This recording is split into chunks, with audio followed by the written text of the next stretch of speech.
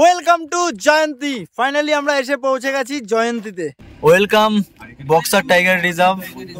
এই যে রাজা ভাত খাওয়া রেল স্টেশন, এটার একটা ছোট্ট ইতিহাস রয়েছে।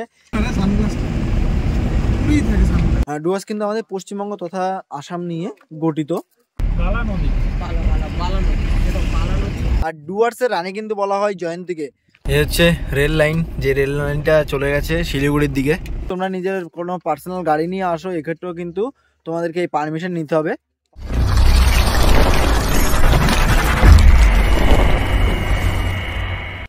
High, good morning. কেমন আছো সবাই? খুব ভালো আছো আশা করছি।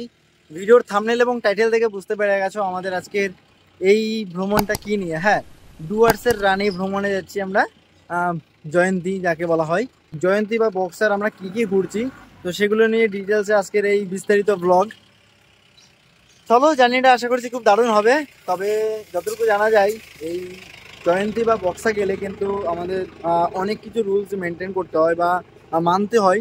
তবে আমরা যে হোটেল থেকে যাচ্ছি বা যেখান থেকে যাচ্ছি, এখান থেকে কিন্তু আমাদের সব কিছুই করেই দিচ্ছে। আমাদের গাড়ি অলমোস্ট রেডি হয়ে গেছে, আমরা বেরিয়ে পড়বো আমাদের গন্তব্যে। চলো, সময় হচ্ছে এখন 12:28। আমরা এখন রয়েছি NH 31 বা যেটা বললেই চলে NH 317। আর সামনে কিন্তু রয়েছে কালজানি নদী। তো রিভার দেখবো এবং ধীরে ধীরে আমরা এগিয়ে চলেছি আমাদের গন্তব্যে। এই যে আমরা রিভার অতিক্রম করছি।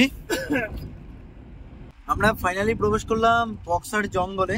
আর আমরা এখন যে রোড বরাবর এগিয়ে যাচ্ছি, এটা হচ্ছে রাজ্য সড়ক 12A।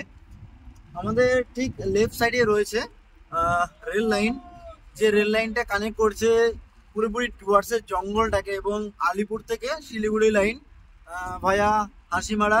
এটাকে কিন্তু তোমাদের মাঝে তুলে ধরেছিলাম এই ট্রেন জার্নি, তা আবার বিস্তারম কোচে। তবে এবার গাড়ি করে আমরা ডুয়ার্স ভ্রমণ করছি। যদি কোনো ওয়াইল্ড লাইফের দেখা পাই তাহলে সেটা তোমাদের মাঝে তুলে ধরবো। আর ডুয়ার্সের রানী জয়ন্তী, সেটাও ঘুরিয়ে দেখাবো। ধীরে ধীরে এগিয়ে যাচ্ছি আমরা। সময় 12:56 হয়ে গেছে। আমরা ফাইনালি এসে পৌঁছে গেছি রাজা ভাত খাওয়া। হ্যাঁ, এই স্টেশনের নামটা তোমরা খুব ভালোভাবে শুনেছো, কারণ আমাদের এর আগে যে সমস্ত ভ্রমণগুলো করেছিলাম, রাজা ভাত খাওয়া রেল স্টেশনে এসেছি। আর এই যে রাজা ভাত খাওয়া রেল স্টেশন, এটারও একটা ছোট্ট ইতিহাস রয়েছে, যেটা এর আগে তোমাদের মাঝে তুলে ধরেছিলাম। তো এবারে একটু তুলে ধরি। এখানে রাজা ভুটানে मुंह से सुपारी निकाल के बात कर रहे बाबा।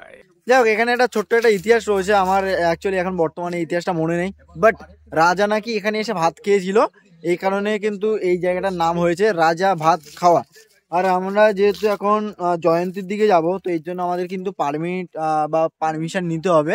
আর এটা যদি তোমরা নিজের কোনো পার্সোনাল গাড়ি নিয়ে আসো, এক্ষেত্রেও কিন্তু তোমাদেরকে এই পারমিশন নিতে হবে। পারমিশন চার্জ এখানে রয়েছে, যে গাড়ি করে আমরা যাবো, মতলব যে গাড়ির চার্জ সেটা হচ্ছে 480 টাকা। আর আমাদের মাথা পিছু হচ্ছে 150 টাকা করে। তো আমরা জয়ন্তী অবধি যাবো এবং জয়ন্তী থেকে আবারও রিটার্ন করব। আর তোমরা যদি জয়ন্তীর দিকে না যাও তাহলে কিন্তু এই পারমিশনটা করতে হবে না। যাই হোক, চলো আমরা এগিয়ে যাই। আর এই রাজা ভাত খাওয়াতে যখন আসলাম, রাজা ভাত খাওয়ার এখানে একটি মিউজিয়াম রয়েছে, মিউজিয়ামটিও তোমাদেরকে একটু ঘুরিয়ে দেখাবো। আর ধীরে ধীরে আমরা এগিয়ে যাবো আমাদের গন্তব্যের দিকে। এই যে দেখো, যে কথাটা বলতে গিয়েও বলতে পারিনি আমি, ঠিক আছে, কিন্তু এই ভুটানের একটু ব্যাপারটা জানতাম, এখানেও কিন্তু লেখাই রয়েছে, ঠিক আছে। যাই হোক, তোমরা যখন এখানে আসবে জিনিসটা পড়ে নেবে কেন এই ব্যাপারটা হয়েছিল, ঠিক আছে। বাংলা ইংরেজি দুই রকমই রয়েছে।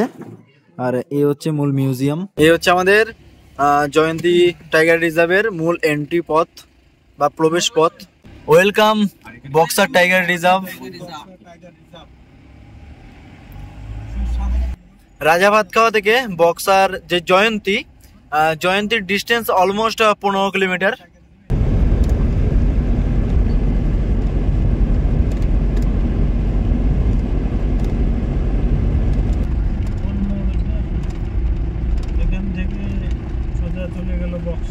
আমরা বেশ খানিকটা আসলাম। এখান থেকে জয়ন্তীর ডিস্টেন্স হচ্ছে 5 কিলোমিটার আর বক্সার ডিস্টেন্স 10 কিলোমিটার। সামনে কিন্তু বক্সার দুর্গও রয়েছে। যাই হোক, আমরা এখন বর্তমানে জয়ন্তীর দিকে এগিয়ে যাই।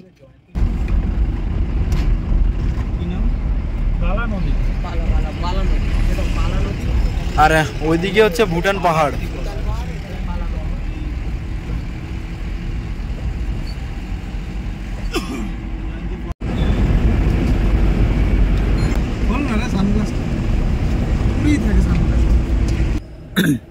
আমরা ফাইনালি প্রবেশ করলাম জয়ন্তীতে। আর এখানে আমাদের যে স্লিপটি নেওয়া হয়েছিল সেই স্লিপটিকে শো করানো হলো এবং ওখানে ওনাদের এখানে এন্ট্রি হলো আমাদের।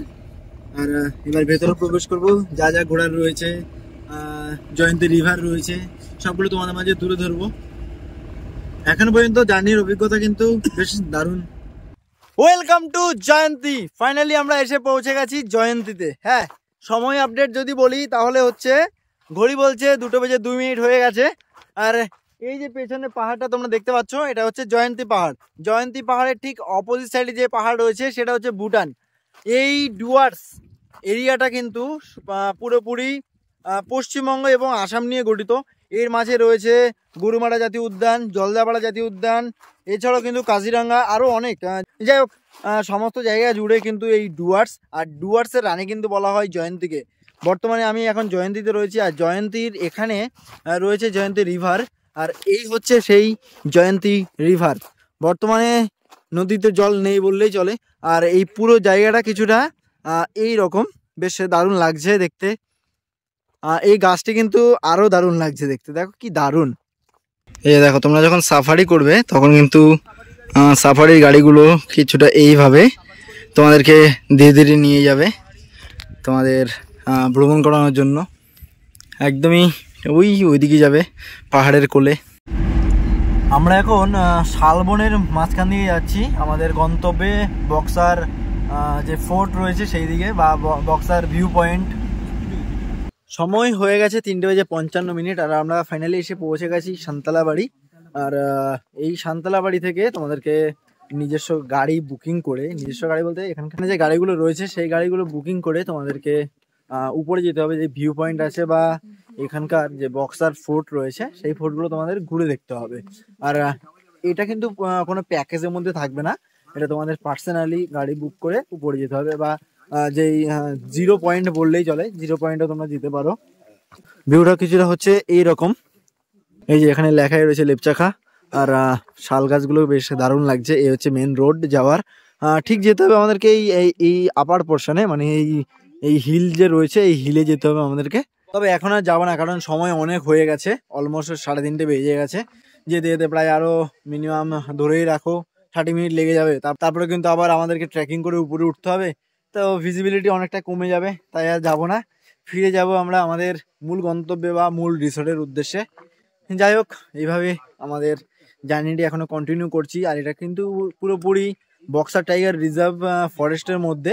বক্সা টাইগার রিজার্ভ ফরেস্টটি হচ্ছে ডুয়ার্সের একটি অংশ। ডুয়ার্স কিন্তু আমাদের পশ্চিমবঙ্গ তথা আসাম নিয়ে গঠিত। আর এই যে সান্ত্বনা বাড়ি, এটা কিন্তু হচ্ছে আলিপুরদুয়ার জেলার কালচানি ব্লকের মধ্যেই পড়ছে এই সান্ত্বনা বাড়িটি। যাই হোক, আমরা এবার এগিয়ে যাব আমাদের হোটেলের উদ্দেশ্যে। চলো। আর এই যে গাড়িটা বেরিয়ে গেছে না, চাইলে কিন্তু এই সমস্ত গাড়িগুলো করে তোমরা উপরে চলে যেতে পারো। আর এক্ষেত্রে ওই প্রাইজের কথা যদি বলি, মোটামুটি গাইড চার্জ ওই 200-300 টাকা পড়বে। আর গাড়ি ভাড়া মোটামুটি ধরো তোমরা যদি দুটো জায়গায় ঘুরে দেখতে যাও তাহলে 900 টাকা খরচ করতে হবে পুরো একটা গাড়ি রিজার্ভ, ঠিক আছে? যাই হোক, অলমোস্ট ভ্রমণ শেষ করলাম আমরা, প্রায় 4টে বেজে গেছে। যদি আমরা আরো প্রায় 1-1.5 ঘন্টা আগে বেরোতাম রিসোর্ট থেকে বা হোটেল থেকে, তাহলে হয়তো তোমাদেরকে সম্পূর্ণ জায়গাগুলো ঘুরিয়ে দেখাতে পারতাম। আমাদের ভিডিও প্রায় শেষের পথে। আমাদের রিসোর্টে পৌঁছে ভিডিওটা শেষ করব এবং রাতের খাওয়া দাওয়াটা করে এই পর্ব শেষ করব। কেমন লাগলো তোমাদের এখনো পর্যন্ত ভিডিওটি, সেটা অবশ্যই কমেন্টস করে জানিয়ে দিও। যাওয়ার সময় কিন্তু আমরা কালচিনি ব্লক হয়ে এগিয়ে যাবো আমাদের গন্তব্যে। আমরা এখন অতিক্রম করছি রাজা ভাতখাওয়া রেলওয়ে স্টেশন। আর এবার ধীরে ধীরে আমরা এগিয়ে যাব আমাদের গন্তব্যে। এখানে কাঞ্চনকন্যা রেল কিন্তু স্টপেজ রয়েছে। তোমরা যদি কাঞ্চনকন্যাতে আসো তাও কিন্তু খুব সুন্দরভাবে ভ্রমণ করতেই পারো। আর কাঞ্চনকন্যা হলো এমন একটি ট্রেন, যে ট্রেনের মাধ্যমে তোমরা ডুয়ার্স ভ্রমণটা খুব সুন্দরভাবে করতে পারো। এই হচ্ছে রেল লাইন, যে রেল লাইনটা চলে গেছে শিলিগুড়ির দিকে। আমরা আমাদের রিসোর্টে ফিরে যাচ্ছিলাম, সময় অলমোস্ট 4:30। এত সুন্দর একটা ভিউ, বেশ দারুণ লাগছে। যদি জলটাও থাকতো, ডিমা নদী, এটা হচ্ছে ডিমা নদী, যদি ডিমা নদীর জল থাকতো তাহলে কিন্তু আরো দারুণ লাগতো এই ভিউটা। সূর্যাস্তের ভিউটা বেশ দারুণ লাগছে কিন্তু। আর এদিকে রয়েছে রেল লাইন, যেটা কিন্তু শিলিগুড়িকে কানেক্ট করছে। আর এটা হচ্ছে ডিমা ব্রিজ। তো যাই হোক আমরা এগিয়ে যাই আমাদের গন্তব্যে। আমাদের জয়ন্তী এবং বক্সা ভ্রমণ করলাম। তো এই জায়গাটা খুবই ঠান্ডা জায়গা আর শীতের সময়, তাই একটু গরমের জন্য এই যে উষ্ণ ছোঁয়া নেওয়ার জন্য আর কি আমরা বনফায়ার স্টার্ট করলাম। আর বনফায়ার যদি স্টার্ট করি তাহলে বারবিকিউ না হলে কি ভালো লাগে, তাই চিকেন বারবিকিউটা হচ্ছে। চিকেনের প্রাইস 1 কিলো হলো 1000 রুপিস অনলি। যাই হোক এটা হচ্ছে, এটা হতে দাও, রাতে ডিনার হবে। আর এইভাবে আমাদের এই ভিডিওটিও প্রায় অন্তিম পর্বে আমরা পৌঁছে গেলাম। আজকে সারাদিন আমরা ভ্রমণ শেষ করলাম, আর ভ্রমণ শেষে সন্ধ্যাবেলা আমরা আমাদের যে ইভিনিং স্ন্যাক্স থাকে সেটা হয়েছে। এখন বারবিকিউ হচ্ছে, আর এদিকে চিকেনটাও থাকবে। চিকেনের যে প্রাইস রয়েছে সেটা হচ্ছে 1000 টাকা। আর বনফায়ার চাইলে বনফায়ারও হয়ে যাবে, কোনো চাপ নেই।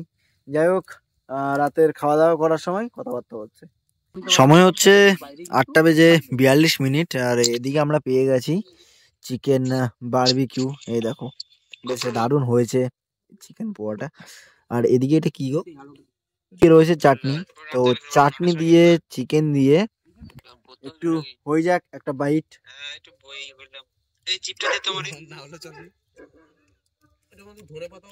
দারুণ। রাত অলমোস্ট 10টা হয়ে গেছে, আমাদের খাওয়া দাওয়া করতে হবে এবং নিচে থেকে ডাক পড়েছে। চলো ডাইনিং এরিয়ায় চলে যাই এবং ডাইনিং এরিয়ায় গিয়ে খাওয়া দাওয়াটা করে নিই। খাওয়ার টেবিলে আসলাম, আর এখানে আমরা রুটি নিয়ে নিয়েছি, চাইলে তোমরা ভাতও নিতে পারো। তবে রাতে যেহেতু ঠান্ডা এলাকায় আসলাম, তাই রাতে রুটি খাওয়া দাওয়া করবো। আর এইদিকে আমরা পেয়ে গেছি চিকেন, ঠিক আছে। চিকেনটা কিন্তু বেশ দারুণ, অনেক বড় একটা সাইজ। এদিকে স্যালাড রয়েছে। যাই হোক আমরা খাওয়া দাওয়াটা শেষ করি। আর কেমন লাগলো তোমাদের এই পর্বটি, আশা করছি ভালো লেগেছে। যদি ভালো লাগে তাকে লাইক কমেন্ট শেয়ার এবং চ্যানেলটাকে সাবস্ক্রাইব করে রাখবে। দেখা হচ্ছে পরবর্তী পর্বে নতুন কোনো ভ্রমণের সাথে। ভালো থেকো, সুস্থ থেকো, নিজের খেয়াল রেখো। জয় হিন্দ।